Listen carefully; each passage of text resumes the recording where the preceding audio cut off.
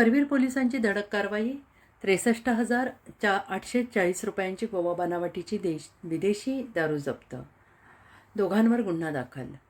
Karveer police ठाण्याच्या गुन्हे शोध पथकाने अवैधरित्या गोवा बनावटीच्या विदेशी दारूची विक्री करणाऱ्या इसमावर धडक कारवाई करत 63,840 रुपयांचा मुद्देमाल जप्त केला आहे. या प्रकरणी दोघांविरोधात महाराष्ट्र दारूबंदी कायद्यान्वये गुन्हा दाखल करण्यात आलेला आहे.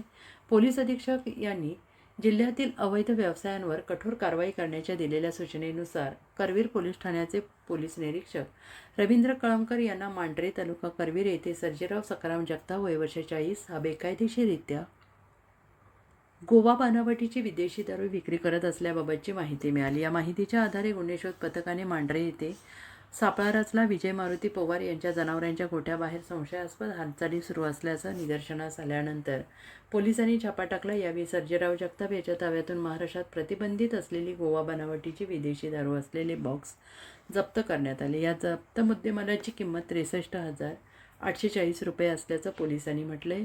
या चौकशीत विजय मारुती पवार वय वर्ष 39 राहणार माळवाडी मांढरे यांच्या साथीने अवैध दारू विक्री सुरू असल्याची कबुली मिळाल्याने दोघांनाही ताब्यात घेऊन महाराष्ट्र दारूबंदी कायद्यान्वये गुन्हा दाखल करण्यात आला. या प्रकरणाचा पुढील तपास पोलीस हेड कॉन्स्टेबल विजय तळसकर हे करत आहेत.